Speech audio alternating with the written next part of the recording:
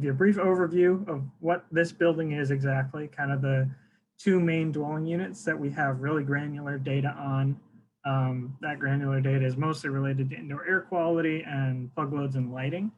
And then we're also going to take a look at the domestic hot water and then do some what I call energy sleuthing for the heating, cooling, and ventilation, because it's kind of a hodgepodge of information that I got for this particular building. So this is the building. It is certified project number 1366 on FIAS's website. It's in Gilford, New Hampshire. It is a senior living facility, so it's all one-bedroom apartments, 26 of them. It's only 2 stories, and we've got central laundry and then some semi-decentralized heating, ventilation, and air conditioning systems along with the hot water, which made this kind of tricky to pull stuff out of. Okay, so mechanical systems. We have 4 outdoor condensers serving all of the units in this building, and we have monitored data on 2 of them. So I know about what half of this building does. The electric tank water heaters, again, there are 7 of these that serve a variety of the units, and we have monitored data on 2 of them. There are 15 ERVs that serve these 26 units in addition to the common spaces, and 5 are monitored. So I'm going to give you my best partial picture of these bigger systems that I can, and then we'll work our way through the other stuff. So this is the general floor plate of the building. It's kind of an H shape. And basically the 2 units we have are unit 104 in the top right corner, and in the middle central section, we have unit 107. Again, they're both 1 bedrooms. Unit 104 is obviously much more exposed. This one's got 3 of the walls exposed. And in addition, this does not have a second level unit directly above us. So it's actually roofed directly above that unit 104 as well. So I have data on 3 ERVs, and I have combined data on these 3 ERVs. One of them definitely serves unit 104. I'm not sure what the other 2 ERVs serve because the clamp installed was clamped after the panel, not directly at it. So I got a little bit more data than I know what to do with, because I don't necessarily know which unit is getting that airflow and served by that ventilation unit. I've got heat pump data on the water heater, or sorry, not heat pump, electric water heating data on units 103, 104, and 203, because that's what the first water heater serves. It serves 3 individual units. And the heat pumps themselves serve basically the whole east portion of the building is heat pump 1, and heat pump 2 serves the central portion of the building. And I'll have a diagram that'll kind of explain that a little bit later. Unit 107 is kind of similar. It's on a different heat pump section, and a different water heater serves it along with a couple other units, as well as a different set of ERVs on that same clamped data. So unit 104, the individual data we do have that's really good is we know for sure what the refrigerator uses. We know how often they cook.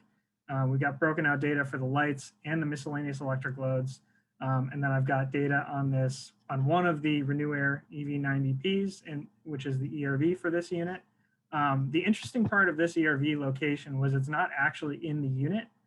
It's in a mechanical closet kind of adjacent on the floor above it, which made, I think, the ductwork a little trickier to get to this unit, but kind of interesting anecdote. And then the project did use Mitsubishi heat pumps for the space conditioning and Rheem tanked water heaters for the domestic hot water. And again, the water heater was not in unit 104. It's actually in the unit right next door in unit 103, but that water heater serves both units. So fun data start.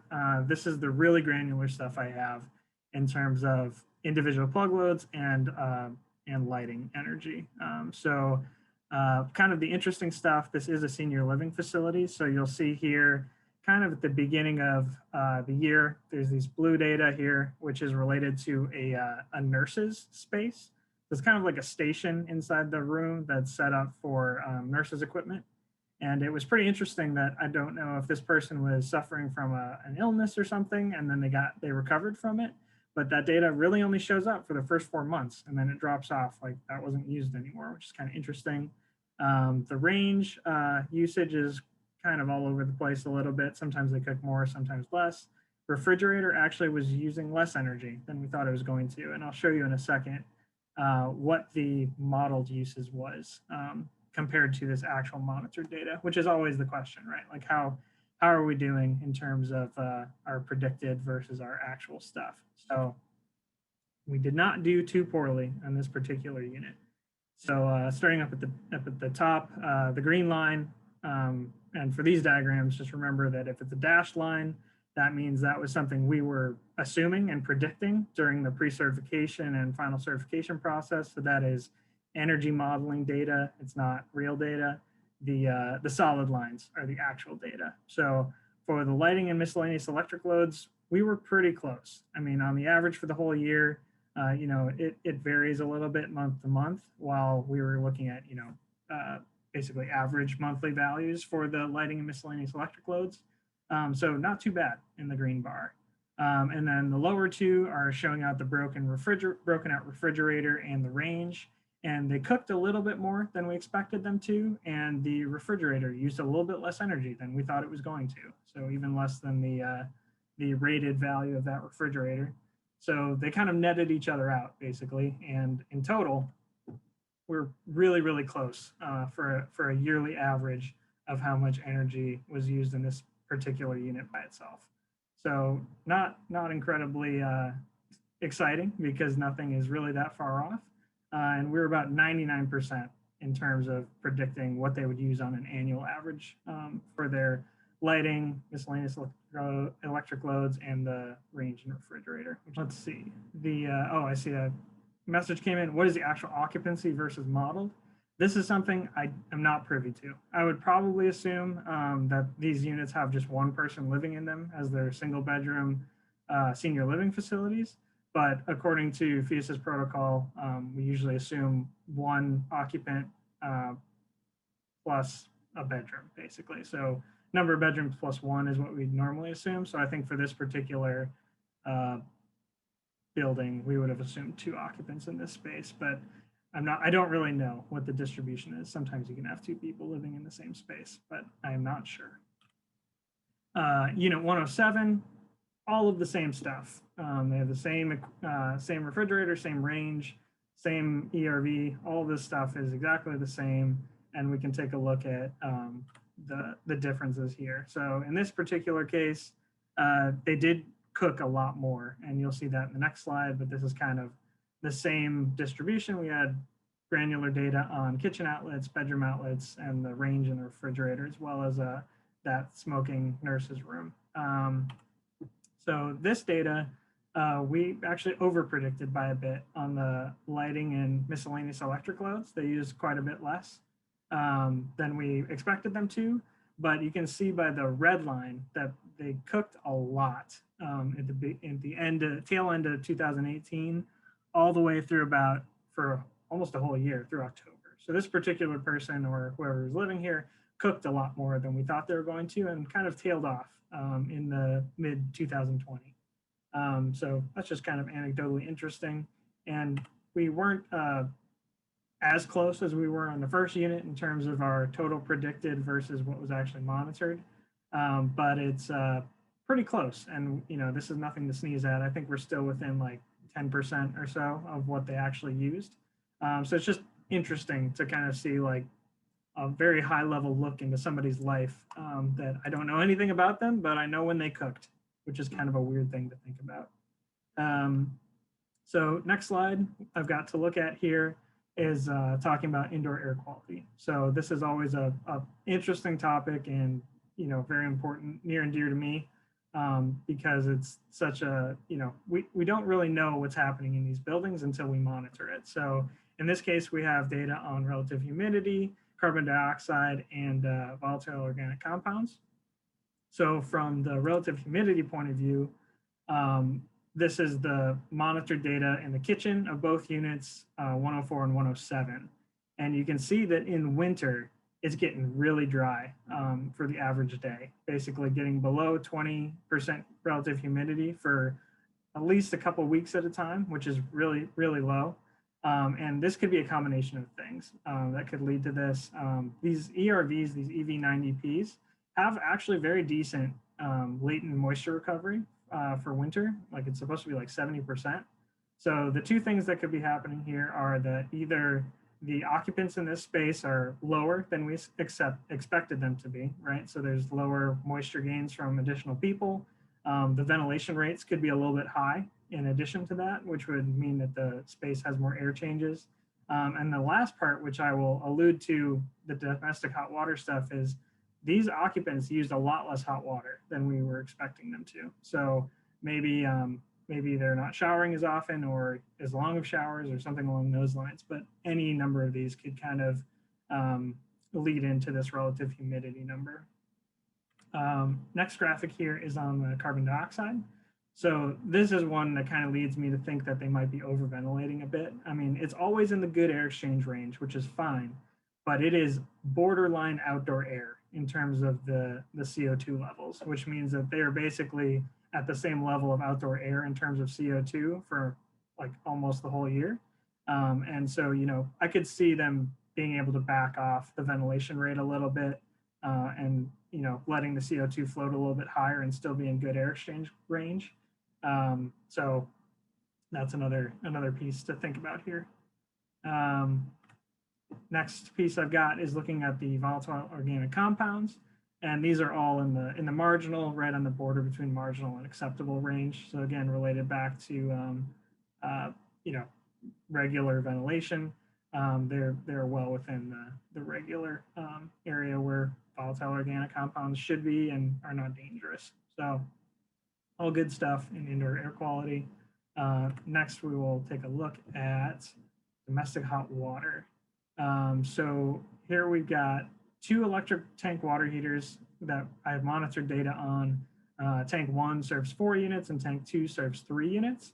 And in general, they used quite a bit less hot water than we expected them to, with our assumption of 6.6 gallons per person per day at 140 degrees Fahrenheit. So again, this could be a combination of not using as much hot water and potentially just lower occupancy. I'm not necessarily sure on which of those that is in this case, but it is lower than. And I know oftentimes we look at domestic hot water as an area where is that base assumption of that 6.6 gallons per person per day, is that just incredibly low? In this case, it doesn't really appear to be like that. So we will have to, you know, it's just up for debate and some data to kind of go along with it. Another thing to keep in mind here, right? This is senior living. It's not like there are small children or like families or anything like that, which would probably use a lot more domestic hot water.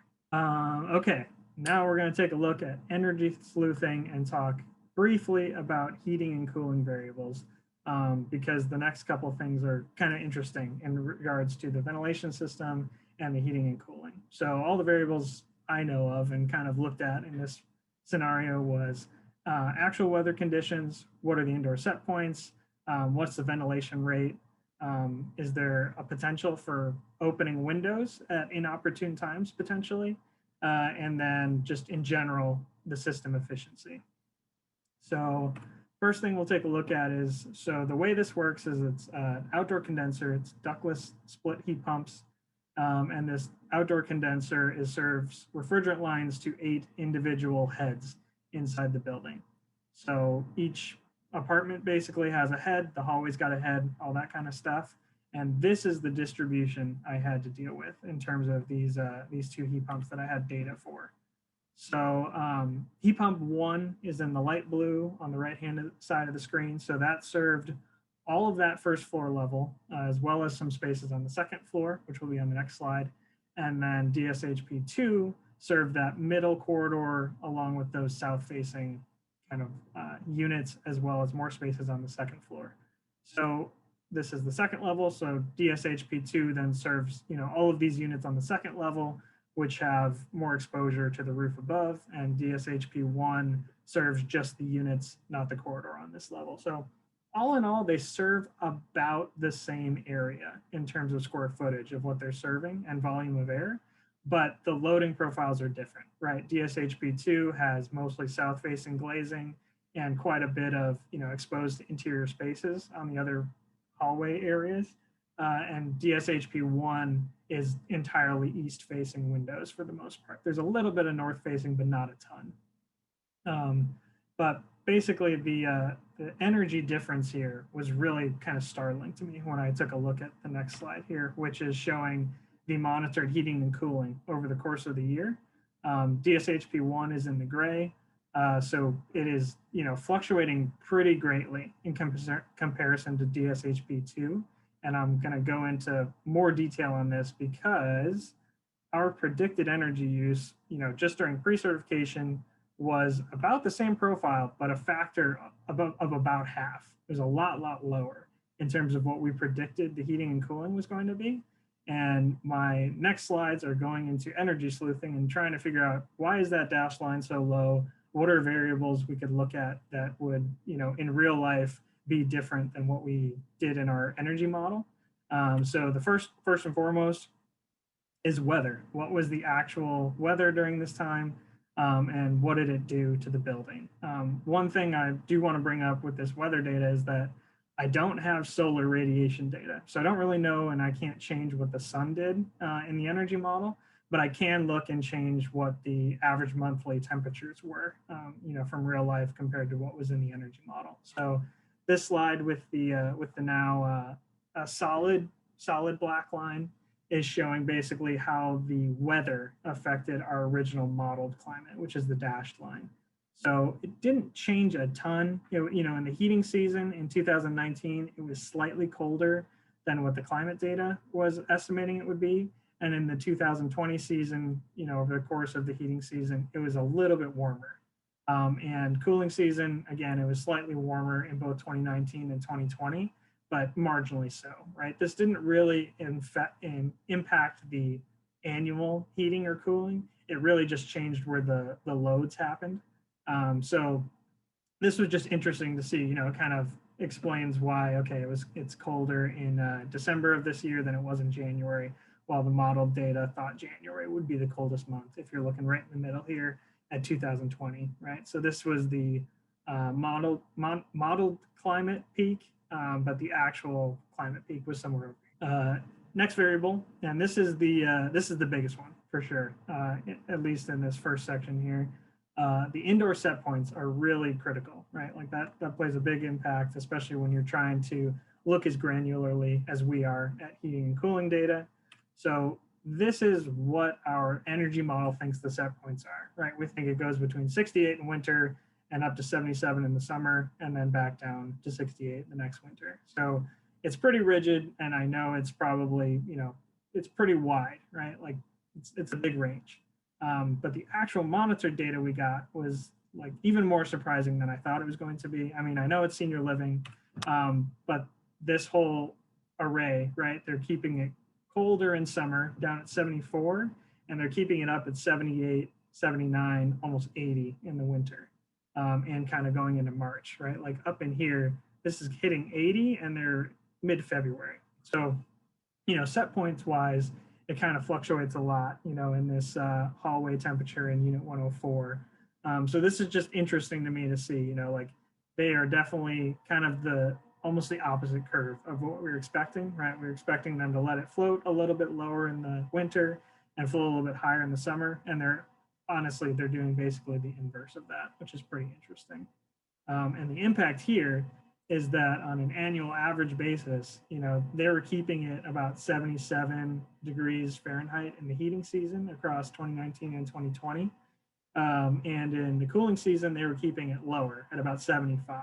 So that green line now represents, okay, I've updated the weather data, and now I've updated what the set points are. And that's a pretty big jump, right? We got about halfway, to what the actual monitored data was. So there's definitely tons of discussion we can have about, set points versus energy modeling, and it's all going to be fun to get into after the presentation. So next one I will talk about, and I have here basically on out is more questions than answers, unfortunately, but ventilation wise, this system was commissioned and measured on site on October 4th, I think, somewhere around there.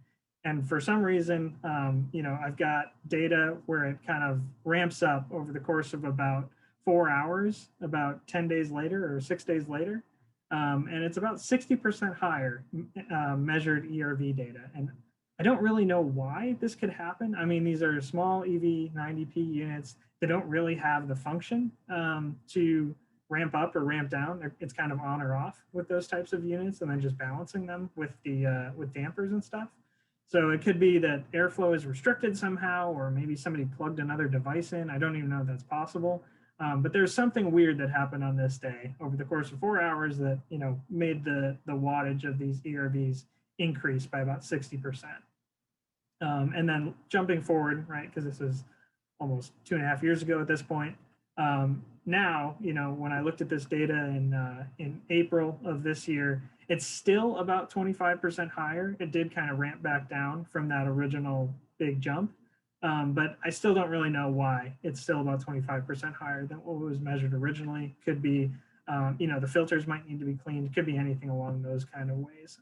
But it's just interesting for this first set of ERVs.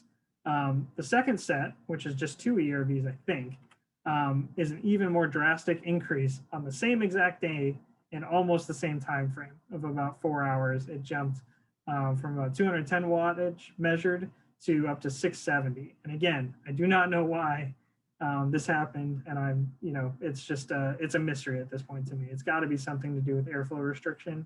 But the fact that it happened over the same 4 hours on the exact same day as the other 3 units, I'm just not sure why this would have happened. But it, again, has kind of evened out and dropped a little bit. You know, it's not at 670 anymore. It's about 540 watts, but it's still, you know, a factor of 2.5 higher than what the rater originally measured. So, oh man. Oh, good. Mike is on here. Good. Mike Duclos is here. He'll have plenty of information to give on this project too. So basically, I ran a brief experiment of, okay, what if they did actually increase airflow or something like that, and the fan wattage went up a little bit for some reason, and that yellow line here, which is above the green, just doesn't, you know, it's not satisfying, right? It doesn't really do that much to the whole model. So I don't think this is a reasonable thing that would have happened, and I don't think it's going to perform worse or anything like that. I'm just not sure at this point. And I'm just, you know, looking at all of the different aspects that could potentially impact this heating and cooling stuff. So that's what I've got on ventilation. It's kind of interesting.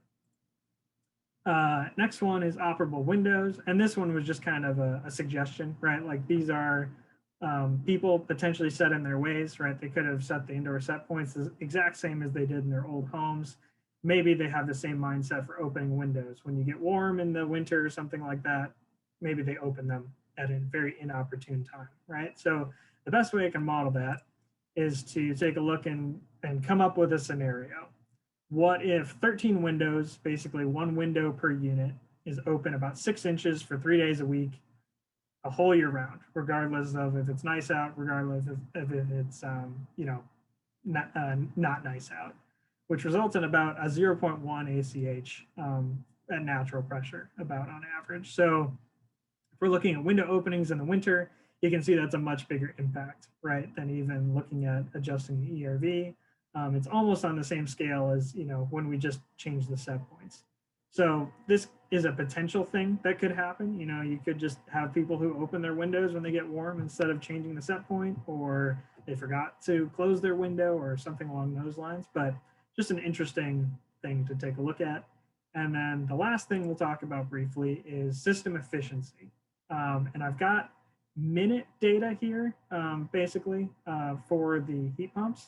And it's pretty interesting to look at when you start to like really dive into the specifics of it. So there are a couple of things in here that are, you know, stuff that we just don't necessarily know at this point. I think an on-site investigation is going to be potentially worth it, especially for this heat pump 1.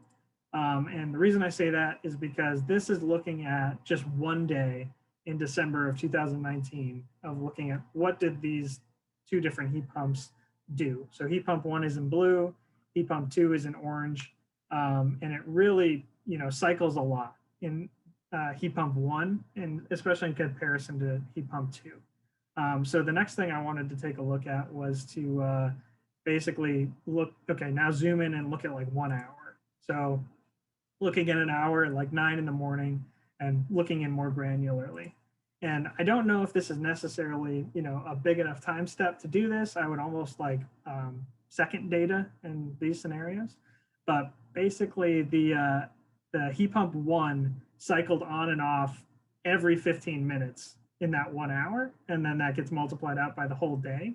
So I don't necessarily know if this is a main reason why the heat pumps is using so much more energy than normal.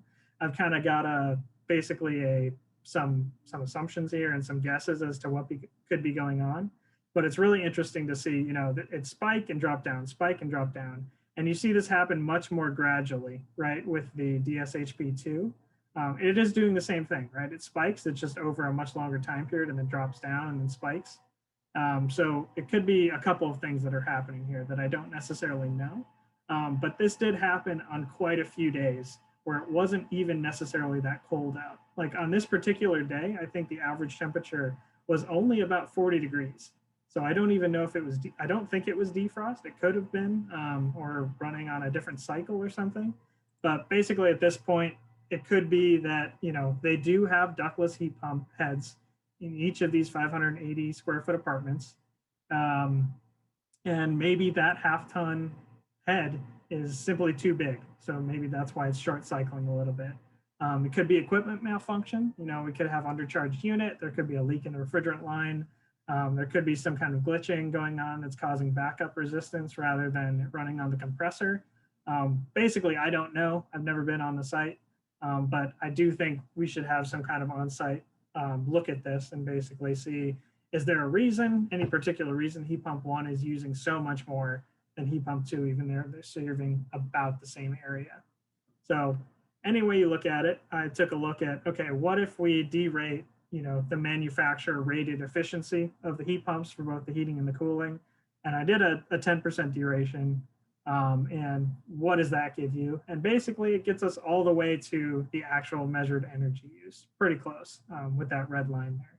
So this is something that's interesting in terms of, all of the different variables that go into this energy modeling versus actual monitored stuff. And, if this wasn't monitored at all, no one would have any idea. I mean, according to a couple emails I've had with I think the developer over the past couple of days, from a financial standpoint, this building is performing really well, right? Like they're perfectly happy with it. There haven't been many issues at all. So it is doing well. It's just me and the rest of us looking at this as energy nerds and looking really, really closely at data that we are, specifically looking at the heating and cooling so closely that we really want to just have answers. And it annoys me personally, that why is the model data so much lower than the measured, right? And looking at all these variables kind of helps me get a little bit more closure. And okay, we can't predict everything. At some point, you just have to do your best. So with that, that's about it for me.